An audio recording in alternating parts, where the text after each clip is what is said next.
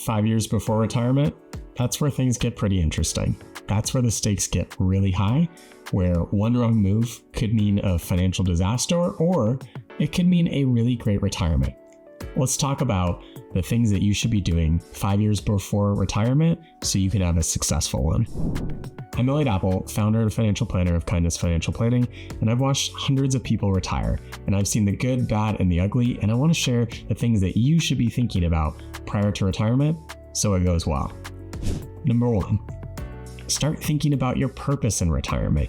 A lot of people only focus on the financial plan, and that's great. I want you to be prepared financially, but if you do all the right things on the financial side, let's say your investments are buttoned up, you've done tax planning, your estate plan is how you want it to be, and everything looks good from there, but what are you actually retiring to? Start thinking about your days. Your work occupies a lot of time. What are the things that you can't be doing right now that you would be able to do if you weren't working? What sort of travel do you want to do? What sort of home renovations? Who do you want to spend time with? Do you want to volunteer your time? Do you want to take on part-time work? Maybe that's a form of retirement for you. There's lots of different ways to approach retirement, and there's no one prescription. I can't say for you that one thing would work, whereas it would work for someone else. You need to start thinking about what is your purpose in retirement? What is that vision? What are the things that you've been dreaming about that you can start to check off that you've really enjoyed doing, or at least get to try?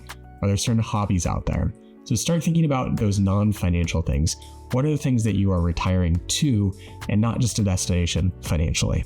One of the other magical things I see happen is the power of compounding. And I know you've probably heard of it. You've probably heard about it in other videos or read about it, but until you actually experience it, it's a little hard to understand. And the reason being, you could work your entire decade, save up a certain amount, a very respectable, large amount of money, but it's not until those last 5 years that you really see that power of compounding pay off. Many people have heard about Warren Buffett and how a lot of his net worth has been tied to his timeline. He's made very successful investments, yes, but a lot of it is because time has been on his side and he's stayed disciplined and invested throughout that. The same thing happens for people in retirement. Let's say that you're age 55 now and you've saved $1 million for retirement. Well, maybe you've been working for 30 years. If you're enjoying content like this, please like and subscribe to this video so it tells YouTube that other people should watch this as well. Now back to it. 3 decades it's taken to get to $1 million, but what can happen over the next 5 years? Let's say that you continue saving roughly the maximum to a 401k each year, and you allow that to compound at 7%. Well, what happens in that situation? You may have $1.75 million in the next 5 years. So it took you over 30 years to get to that million, but in the next 5, you may accrue roughly $750,000, nearly the amount that it took you 30 years to save. That's the power of compounding. And that's why once you earn more money, that interest breeds on more interest. And before you know it, you're a lot closer to your retirement goal than you ever envisioned. So retirement may actually be closer than you think, even though it doesn't feel like that with the numbers, just because of how long it's taken you to save there. In my experience, a lot of people focus on the savings component as they get closer to retirement, but that may actually become less relevant. Their saving may actually be a small amount relative to their portfolio and the growth that that's building. The other important part of the compounding story is to revisit your allocation. What was appropriate 20 years ago may not be as appropriate 5 years out to retirement. And this is where you want to pay special attention to what are my conservative assets, what's my conservative bucket of money, and how long can that support me in early retirement for spending so I don't have to worry about what the stock market's going to do those first few years of retirement. And then more importantly, making sure I'm not too conservative and I do have some assets or more aggressive assets that are going to support spending later in life. We want to make sure that we're taking care of decades down the road because healthcare isn't getting any cheaper. Insurance rates aren't getting any cheaper. Your costs will go up. And more likely than not, those conservative assets aren't going to keep up as well with inflation as the more aggressive or more growth-oriented assets in the portfolio. Lastly, don't underestimate the amount that you may be able to increase your savings. I mentioned earlier that a lot of people may not need to save quite as much, but if you feel behind, the good news is a lot of people experience expenses maybe go down in those 5 years leading into retirement. The reason that might be the case is your mortgage might be paid off or nearly paid off, in which case you could redirect some of those savings. Maybe kids are now out of the house and maybe college is paid for at that point, and you are directing a lot of resources to college. Now that's some excess savings that you can reallocate towards retirement. So I find a lot of people have their expenses actually start to decline closer to retirement with those 5 years or maybe 10 years out, where they can start to build up a larger nest egg if they are behind. But that's why it's important to run the calculation for you, because it may make sense that you can actually taper back some of those retirement contributions. The next key thing is knowing your income and expenses in retirement. And I know you've heard it, I know it's important, but I just want to reiterate that point using an example. So let's say you need $100,000 more on top of any Social Security or pension income from the portfolio. Let's do a back of the envelope calculation and say you need 25 times your retirement living expenses saved up in a portfolio to support that. So if you need to spend $100,000, that's approximately $2.5 million you need saved. If you actually go and do the math, and let's say you only need $80,000 instead of that $100,000, in that situation, you need a lot less. It's only $2 million.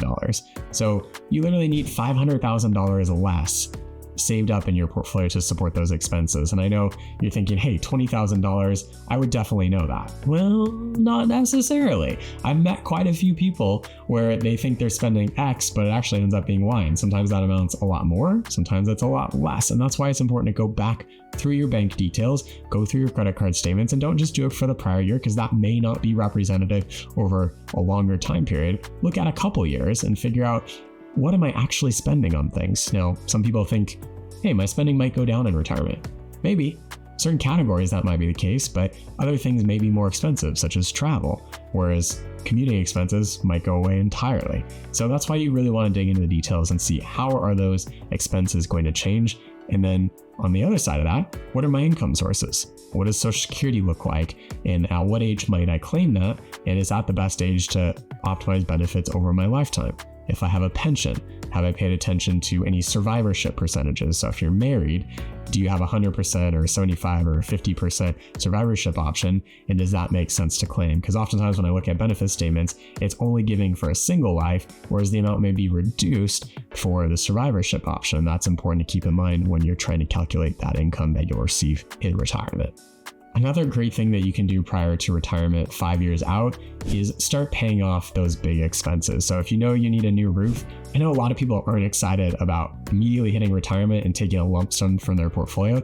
So if you can start to build up a little nest egg that you can use to pay for a roof within those next 5 years, that can be really helpful, knowing that you'll now have a lifespan of 20 years plus, hopefully, on that roof. Or if you need new siding or windows or a new car, any of those major expenses, retirees often aren't super excited about spending on that in the first part of retirement. So getting that out of the way and, in a way, prepaying them so you don't have to worry about that for the foreseeable future can be helpful.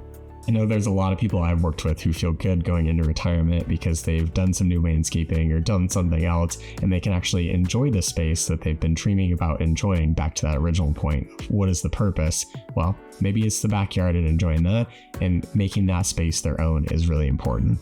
It's also critical to do a healthcare reality check. What is healthcare going to cost? If you're retiring early and you're not quite Medicare age, are you going to go on COBRA through your employer? And how long do you plan on being that? Knowing that you may have to go to a healthcare exchange plan or a marketplace plan. And what does that cost? I think a lot of people sometimes overestimate and sometimes underestimate. It depends on the person, but it's important to actually go look at what those plans cover, what that monthly premium is going to be, and what your out of pocket might be. So you can start to include that in your expenses when you're estimating those. And then once you get to Medicare age, how will those expenses change? In my experience, expenses tend to go down once you hit Medicare, even if you're getting a really good supplemental plan. And that's where you want to pay attention. Maybe even start doing a little bit of research of what is the difference between Medicare Advantage and original Medicare with a supplemental plan. I've done a great video on that, on which I would choose. And I will say I'm a little biased. I have a strong preference for one. I'd recommend watching that video so you can be better prepared of what each is going to cover and what their costs look like in retirement, because healthcare is probably going to be one of the larger expenses that you may experience. It's important to be informed. And finally, something to consider 5 years out from retirement is potentially switching your retirement savings. I find a lot of times people have focused on pre-tax savings. They built up this really great nest egg, have a ton of money in a 401k or a 403b or IRA. But the problem is that money's growing all tax deferred, and later in retirement, they may actually be in a higher tax bracket than when they were working or something comparable once they get to a required minimum distribution age or RMDs. They have their RMDs, Social Security, maybe pension, other portfolio income. That might actually bump them into a higher bracket than they're used to. So I've actually seen situations where even though they might be in a slightly higher tax bracket, it may make sense to defer some of those contributions to the Roth portion of their 401k instead of the pre-tax portion. Again, it's very dependent on the person and their tax trajectory, but that's something to start paying attention to because there are tax changes or tax strategies you can implement today. It doesn't necessarily have to wait until retirement. The 5 years before retirement is a really critical time. It's where you get to start focusing more on the nuances of retirement and start really living into that purpose. What is it that you want to do and how do you want to spend your time? Are your expenses aligned for that? Is your portfolio aligned for it? Do you have the income that you need? Are you aware of healthcare? These are really important things to start thinking through 5 years before retirement so you can go into it with full confidence and peace of mind and feeling good about it. Thanks for watching.